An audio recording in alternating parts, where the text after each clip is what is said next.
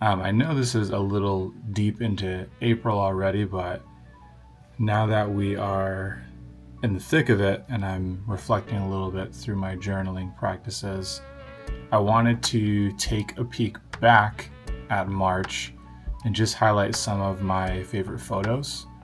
I am doing this through the Traveler's Notebook system. I've been using this system for the past year or so, and I've amassed a total of 4 of them. So this is actually number 4, and I bought it just for this purpose.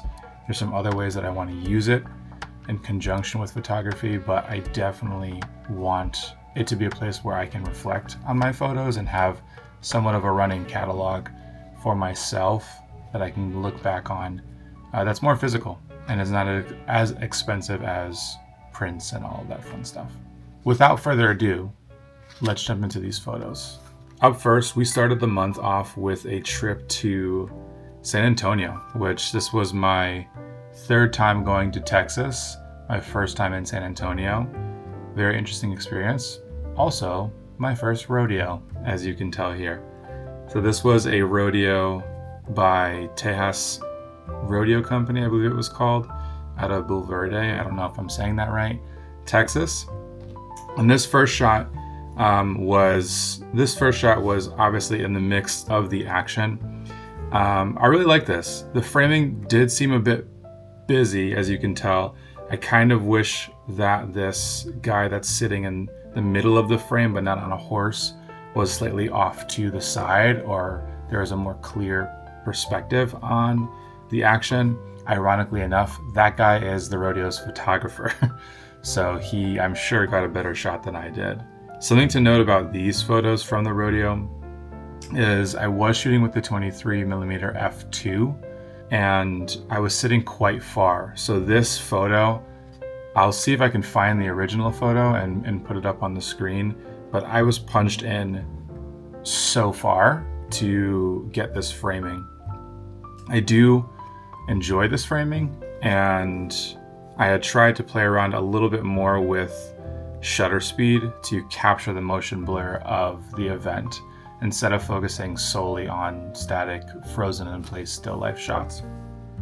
But again, I do think a huge reason to get a camera like the X-T5 or the X-E5 or whatever Fuji system has the newest chip in it is that you get 40 megapixels of wiggle room. And so in this situation, were I to have something that was much less, I wouldn't have had the wherewithal or the ability to even take photos at all. So I'm really grateful for that. I do enjoy this first photo, but I definitely don't think that it's the best of the rodeo. Number 2, however, I do think it was the best of the rodeo. They had this kind of band of riders there who were awesome and did a bunch of routines and whatnot. And this photo, I think, really captures a lot of emotion for me. The fact that the first rider is entirely in focus and the horse is partially in focus is a miracle, number 1. But number 2, just having the other riders positioned behind her, I thought gave a really cool effect. And I think that it complemented the composition really well. Again, I could have punched in a little bit more, but I do kind of wish that we sat a little closer so that this fence wasn't kind of cutting off most of my photos. I think there's a really solid subject in this photo, and I do really love, again, the emotion of it. I had tried to crop into more of the rule of thirds, focusing on placing that subject on the right-hand side of the frame. Were I able to have cropped out that fence in a way that didn't compromise the rest of the composition, I definitely would have taken advantage of that. Okay, moving on. Photo number 3. This was taken in Cambridge on a photo walk. I had released a YouTube video on that walk specifically, and that was kind of a review of the BrightinStar 35mm f0.95 lens. That lens was awesome, and a lot of what I did that day was play with reflections on, or take advantage of reflections using manual focus because I could kind of punch into whatever the subject actually was. I do wish there was a much stronger subject here. It's very faint, but you can tell there's a man walking through, kind of in between the first and second pane of the window.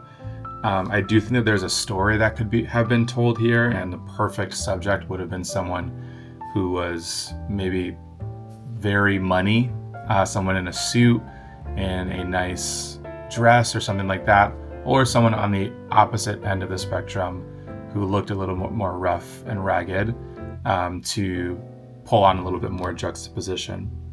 I definitely could have sat at this composition a lot longer, and I did take a few other photos, but it was not super busy that day, and so I didn't feel like sitting around for 20 minutes to find someone dapper looking to walk through the frame. The next frame is from Gloucester. I don't really have a lot much to say about this photo because it is a detail shot. I tried to stray away from those, but I did really like the flow and the mood of this photo. It was definitely a little bit more rainy this day, and even though you can't see any of that, it does feel rainy in this photo, which I really enjoy. I think I could have dropped down the exposure compensation maybe a little bit more, or have tried to slightly underexpose or spot meter. Maybe that would have given me a little bit more dramatic flow. But I think where this photo would shine would be in a catalog of a few other photos that are establishing context. This next one is from the Greenway. I had taken a photo trip with a friend of mine, and these next two photos actually were part of a color hunt that I was doing with the group chat. So my color was yellow, as you can tell. I do really like the framing of this shot. I kind of wish that it was a little wider. I enjoy that it takes up most of the frame, or half of the frame, the carousel. But I do wish that I could have gotten a little bit more of context, where I'm able to fill more of the frame with the actual carousel, as in like the ride little pole things themselves. I think that this would have felt a little bit more complete. This next shot is the same scene, just kind of punched back a little bit. I think that there's potential here, but I generally think that this is kind of a terrible photo. I want to like it. I want to be positive about it, but it just doesn't sit super well with me. This screams like something with a lot of potential, but not necessarily execution around that potential. Maybe if I were in portrait, I would have been able to capture a little bit more of the feeling. I do wish that this scene was a little bit more busy. There's nobody on the carousel, there's nobody on the Ferris wheel, and so it does feel a little empty. And maybe there's a story to be told there about winter, but I don't think that this photo is necessarily telling it very well. And our last two photos. This next one is probably my favorite one of the month. This one was again from that BrightinStar 35mm video that I had taken. Check it out, shameless plug. This is in Harvard Square. I really, really enjoyed this photo. It felt very peaceful. It felt very self-assured. I do think that I could have framed a little bit better on kind of chopping off under that table, but I would have, again, maybe would have lended a little bit better to have framed it in that 65 to 24 or whatever it is, X-pan kind of crop, which I can literally still do that. So maybe I will try that.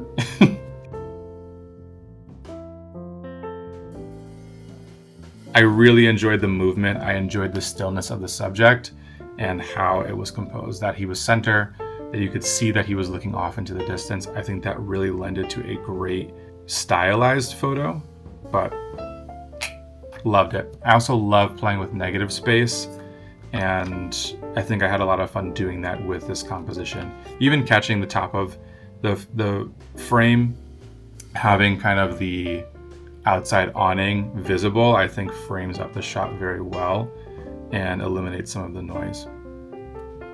And last but not least, this last photo is another one I think has the potential to be something good or to tell a story, but I just didn't feel like the subjects themselves were interesting enough.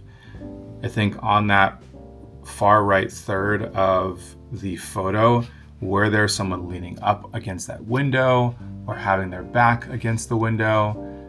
Were there just something more eye-catching there? I think it would have been a more compelling photo. Same thing with the subject or the man who was studying on the left side of the photo. This may have lended better to a tighter lens than the 35mm, but I don't, again, know that this composition is strong enough. I did like the leading lines. There's a lot of geometry here, but again, they didn't really lead to anything. So, note to self, I definitely want to make sure that I am telling a compelling story and I'm not just taking photos to take photos. I hope you learned something. I'm probably going to watch this back a few times and see if there's anything that I missed as far as how I may have made any of these photos a little bit better, or what I'll have my little sniffer out for April. So thanks again for joining, for tuning in. Like the video if you like the video. Don't like it if you don't like it. Subscribe if you have found interest in what we're talking about and the journey that we're on. Love you. Peace.